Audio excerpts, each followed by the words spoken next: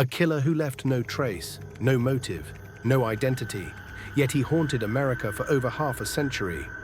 He sent letters to the press, taunted the police, laughed in the face of justice, then vanished, leaving behind ciphers that remained unsolved for more than 50 years. They called him the Zodiac. In today's video, we'll dive into the case file of one of the most mysterious serial killers in American history. A man who could be anyone, your neighbor, your co-worker, or someone long dead. 7 parts, one story with no ending. Are you ready? Buckle up, because we're about to step into the darkness. Sometimes nightmares don't begin with a scream. They begin with silence. A quiet night, an empty road, a car parked under the moonlight, and then blood spills. December 20th, 1968. A lonely road near Lake Herman in the town of Vallejo, Northern California. A high school couple, David Faraday, 17, and Betty Lou Jensen, 16, were on their very first date. They chose a quiet spot to talk, away from the city, an open field, cold wind, only the sound of insects echoing in the night. Their car sat parked on the roadside, no one around, no witnesses, no cameras, and no one knew death was coming. Another car pulled up behind them. A man stepped out, walking toward the couple's vehicle. No warning, not a single word, and then gunshots. David was shot in the head, dead instantly by the car door. Betty Lou ran, terrified, but didn't make it far. She collapsed about 25 feet away, shot multiple times in the back. No fingerprints, no strange blood, just shell casings from a .22 caliber handgun, and faint tire tracks on the cold ground. Police found no motive, no suspects. No one could understand why 2 innocent teenagers, with no enemies, had been murdered so brutally. The people of Vallejo were shaken. Newspapers labeled it an unsolved Lover's Lane murder.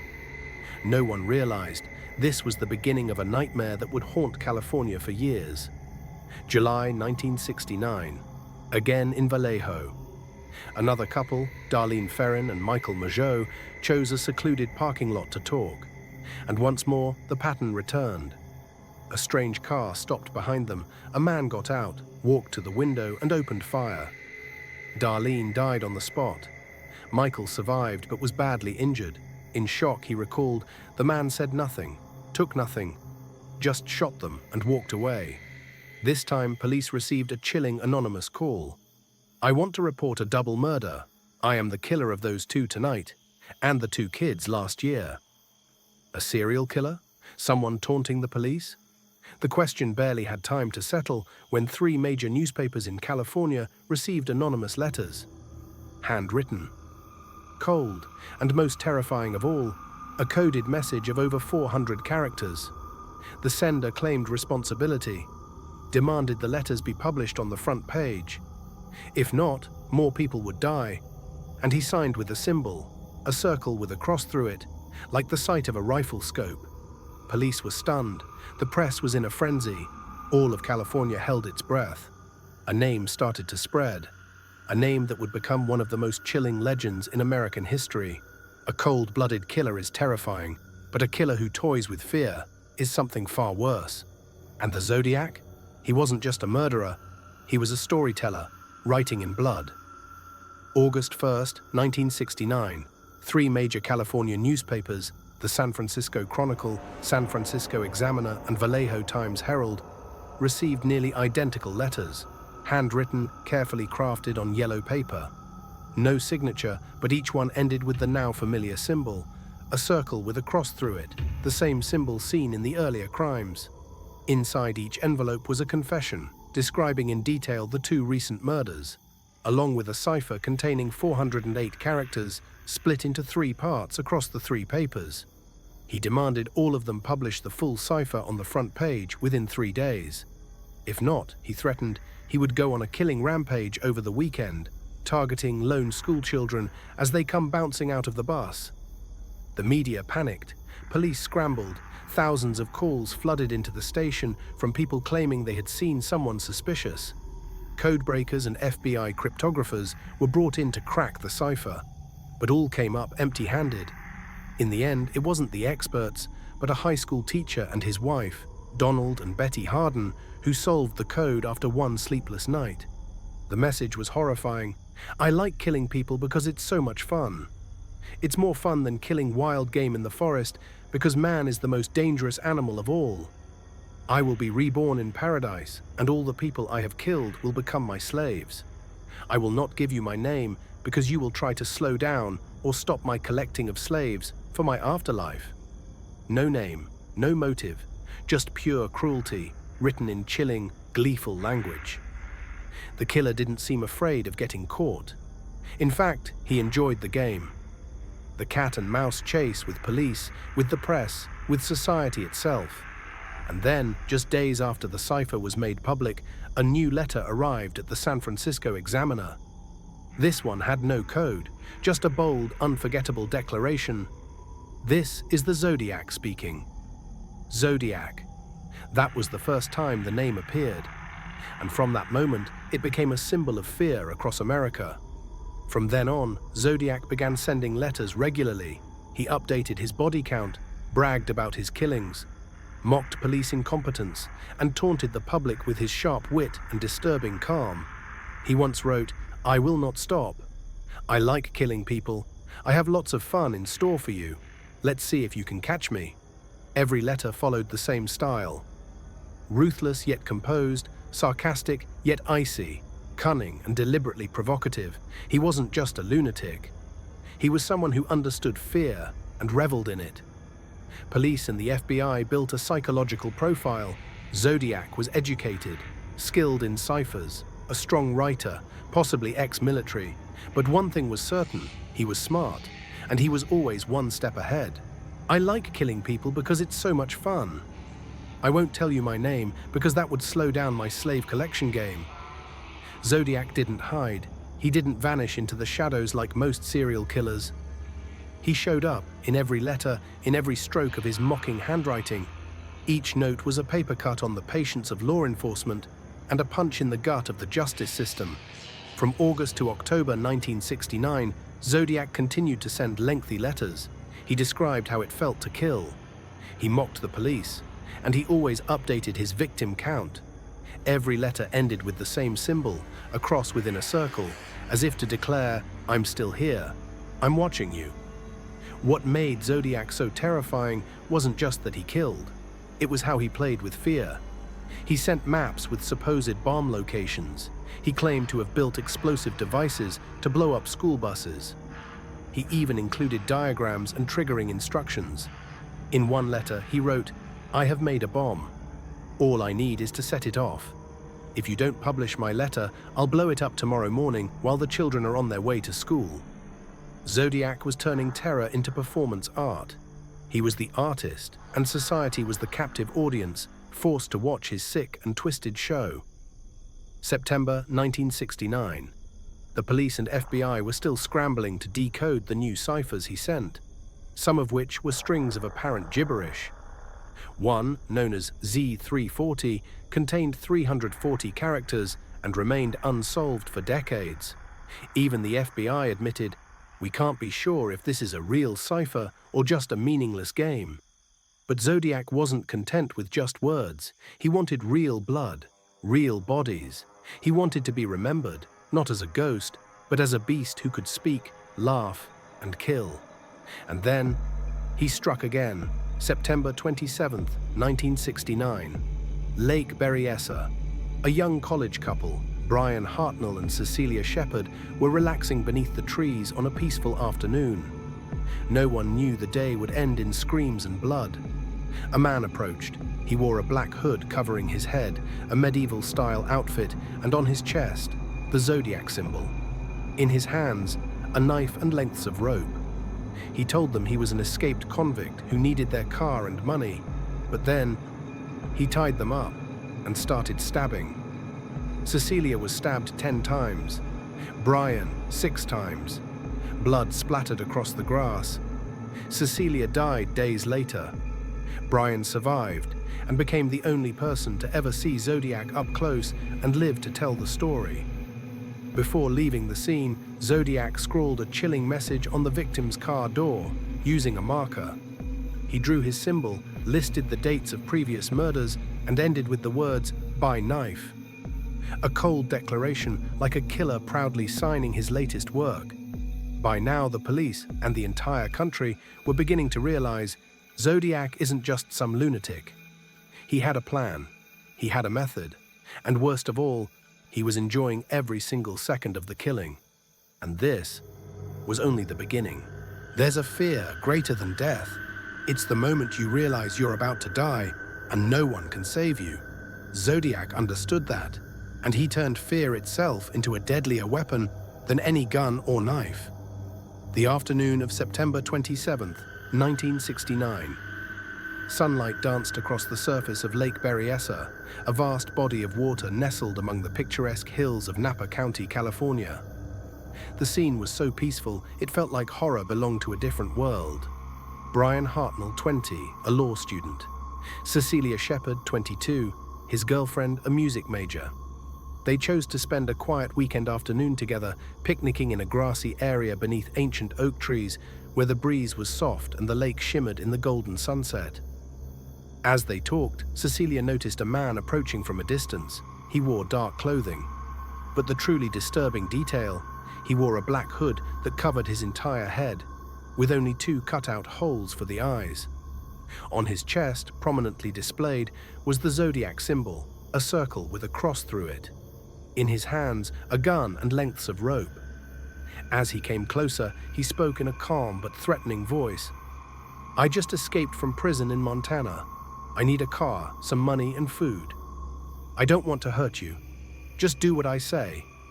He ordered them to lie face down on the ground, then tied their hands with rope. It seemed like it might end as a carjacking, but it didn't. He pulled out a knife, without a word, and began to stab. Brian was stabbed 6 times, mostly in the back. Cecilia, 10 times. The killer moved with intention, plunging the knife into her body as if performing a ritual. There was no frenzy, no rush, just cold, deliberate violence. Before leaving, the killer walked to Brian's car and used a black marker to write on the door. He drew his symbol, listed the dates of his previous murders, and added one final line, "by knife," a statement of method, a signature of horror. Shortly after, police received a call from a payphone in Napa. A male voice spoke clearly, "I want to report a murder. I'm the one who stabbed the 2 people near Lake Berryessa. I'm also the one who shot the couple in Vallejo." Cecilia died 2 days later at the hospital. Brian, despite his injuries, survived. His testimony gave police the first eyewitness description of Zodiac. A white male, around 6 feet tall, calm voice, and disturbingly fearless while carrying out the attack. The Lake Berryessa assault was the only time Zodiac revealed himself in person, standing before his victims, dressed as death itself. No longer just a ghost hiding behind letters. No more anonymity. This time, he staged a murder like a twisted performance, with costume, script, and purpose. Yet the attack puzzled investigators. It was completely different from his previous crimes. The weapon was a knife, not a gun. It happened in broad daylight, not at night. It wasn't a quick hit and run. It was a prolonged, hands-on assault, almost like torture. FBI files suggested the killer was experimenting, testing different ways to kill, like an adrenaline addict, like a deranged artist in search of a new thrill. And then Zodiac took it one step further. No more hiding in the woods, no more shadows. He would strike in the heart of the city, in the wealthy streets of San Francisco. This time, with a single bullet, a taxi driver, a cold-blooded execution, and a blood-soaked piece of clothing mailed straight to the newsroom. Zodiac no longer hid in the shadows. He walked straight into the city, blended into the crowd, quiet and deadly. 11 p.m., October 11th, 1969. Presidio Heights, a quiet, upscale neighborhood in San Francisco. Streetlights cast a pale glow over the wet sidewalks, and it all began with a routine radio call from a taxi driver named Paul Stein, 29 years old. He had picked up a passenger at the intersection of Mason and Geary. The passenger asked to be taken to Washington Street near the Presidio. A short ride, low fare, just another simple trip. But when the taxi stopped at the corner of Washington and Cherry, Paul Stine was shot in the head at point-blank range. No scream, no cry for help. The killer rifled through Paul's pockets, tore a piece from his blood-soaked shirt, and quietly disappeared into the night, before anyone realized what had happened. A 911 call came in just minutes later. Officers rushed to the scene. But there was one fatal mistake. Dispatch had reported the suspect as a black male. So when two officers passed by a calm-looking white man walking nearby, they let him go. They had unknowingly come face to face with the Zodiac and let him walk away. It may have been the only real chance to catch him, and it slipped away because of a deadly error. The very next day, the San Francisco Chronicle received a new letter. Zodiac bragged about the murder, described details only the killer would know, and included a piece of Paul Stine's bloody shirt, neatly cut from the victim's clothing. There was no doubt now. He had killed Paul Stine, and he knew he had walked right past police and gotten away with it. In the letter, Zodiac wrote, "I was going to shoot out the tires of a school bus and pick off the kiddies as they came bouncing out, but the cops drove by too fast, so I gave up. Don't worry, there will be another time." The murder of Paul Stine changed everything we thought we knew about Zodiac. Until then, he had only targeted couples in secluded areas. Now, he killed in the middle of the city. A complete stranger. No motive, no pattern. The victim could be anyone. You, me, anyone walking the streets at night. And to prove he was in control, Zodiac added another threat. "Next time, I'll shoot out a school bus tire, then pick off the kids as they run." It paralyzed the city. Schools arranged police escorts. Parents refused to let their children ride the bus. Authorities were deployed in full force to protect the routes. San Francisco was gripped by fear. Zodiac's next letter included a new cipher, but this time no one could crack it. He was slowly turning the hunt for him into an endless game. He once wrote, "I will not give you my real name. If you knew it, you'd try to stop me from killing, and I don't want that." Little by little, Zodiac became more than a killer. He became a symbol of law enforcement's failure, an enduring nightmare, like a stain on the criminal history of America that would not wash away. And then, he went silent. No new letters, no new murders, just old clues unsolved, a name still unknown, and a shadowy presence, like a ghost still watching from somewhere out there. Someone killed, victims fell, letters were sent. But Zodiac was never caught. Why? Was he too clever? Or were we looking at the wrong person all along? After the murder of taxi driver Paul Stine, the fear known as Zodiac was no longer a ghost haunting the outskirts of the city. It had moved into the heart of it. The media mobilized, police launched massive manhunts, and the FBI officially opened a federal case on the Zodiac. But when the murders stopped, a new obsession began.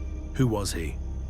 Zodiac left no fingerprints, no DNA, no clear witness who saw his face. Each crime scene was a puzzle piece, but put together, they still didn't form a full picture. Police investigated hundreds of suspects. Among them, one name stood out: Arthur Lee Allen. Arthur Lee Allen, a strange man living in Vallejo, a convicted child molester, expelled from school for violent behavior. He had an unusual fascination with codes and encryption, and he wore a Zodiac brand wristwatch featuring the exact same circle and cross symbol the killer used. Allen was in the vicinity of two Zodiac crimes at the exact times they occurred. He once told friends he wanted to kill people just to see what it felt like. When police searched his home, they found a typewriter, samples of handwriting, books on ciphers, guns, knives, and a bloody shirt, though it didn't match any known victim. But here's the problem. His handwriting didn't match Zodiac's. His fingerprints didn't match. His DNA didn't match. Everything pointed toward him, yet the law can't convict on suspicion alone. In 1992, Allen died of a heart attack. Officially, Zodiac remained unidentified, but Allen wasn't the only suspect. Some believed Zodiac was a former military man based on his weapons knowledge and precision. Others suspected he had worked for the Postal Service or had cryptographic training. due to his skill with sending anonymous letters, erasing his tracks, and timing his mail to hit all at once. A few independent investigators even claimed Zodiac might have been a group of people. The handwriting in his letters changed subtly over time, suggesting multiple authors. Or he might have suffered from dissociative identity disorder, with each persona killing in a different style. There was even a theory that Zodiac was a journalist, because of how well he wrote, how masterfully he grabbed public attention, and how perfectly he understood the media's psychological pressure points. In the 2000s, DNA forensics advanced. There was renewed hope when investigators revisited old Zodiac letters, trying to extract DNA from envelope glue and stamps. But the results didn't match anyone. Other names surfaced. Some were compelling. All were eventually ruled out or simply forgotten. Zodiac seemed to be the perfect mask, with no face behind it. Why didn't the police catch Zodiac? Maybe he was smarter than anyone imagined. Maybe they got it all wrong from the start. The description, the profile, even the very idea of who they were chasing. Or maybe Zodiac was never just one man. Maybe he was an idea, a living nightmare fueled by fear and attention. And then, after decades, the letters finally stopped. Zodiac fell silent, but what he left behind never disappeared. A 340-character cipher remained unsolved for over 50 years, until a group of amateur codebreakers claimed they had cracked it. Some crimes leave behind blood, some killers leave behind physical evidence. But Zodiac, he left behind a puzzle that defies time, and to this day still haunts the world. After a string of chilling letters, bizarre murders, and bloody fabric scraps mailed to newspapers, Zodiac suddenly went silent. No new victims, no new messages, no signs. The last confirmed letter from him arrived in 1974, oddly mocking the film industry and media. Then, like how he appeared, he vanished, sudden and ghost-like. But he left behind one last enigma, something no one could solve. A 340-character cipher known as the Z340, sent to the San Francisco Chronicle in November 1969. For decades, hundreds of codebreakers, FBI and NSA experts, amateur and professional mathematicians all tried to crack it, and all failed. Until December 2020, 51 years after it was sent, a trio, a programmer from Australia, a software expert from the US, and a Belgian cryptography researcher, claimed they had cracked the Z340. They used a grid transposition algorithm, rearranged the lines, searched for repeating patterns, and slowly the letters began to form. The message? Chilling. But it offered no name, no confession. I hope you are having lots of fun in trying to catch me. I am not afraid of the gas chamber because it will send me to paradise all the sooner, because I now have enough slaves to work for me. No name, no new clues, just one long mocking taunt echoing across half a century. The FBI confirmed the cipher's authenticity, but also made it clear there is no new information that would help identify the killer. And so, we were back to square one. Over 50 years have passed, 5 confirmed deaths, 2 survivors. Zodiac claimed to have killed 37 people, but no one could prove it. No one was convicted, no one was arrested, no confession, no closure. All that remains are yellowed letters, cryptic characters, a circle and cross symbol, and a name that still sends chills down America's spine. Zodiac. He may be dead, he may never have existed the way we imagine. Or he could be out there still, listening, watching, smiling. Because for over half a century, millions have spoken his name. And for a killer obsessed with attention, what could be more eternal than that? Some cases are closed, some killers are caught, convicted, and forgotten. But Zodiac isn't. He's a wound that never healed, a challenge that remains unanswered, a ghost no one's ever been able to exorcise. Zodiac doesn't need to kill again to exist. He lives on in our memory, in the words he once wrote, in the single question still left unanswered, who is Zodiac? Thank you for joining us for this special podcast series, Zodiac, the Faceless Killer. We'll see you next time as we continue our journey into the dark.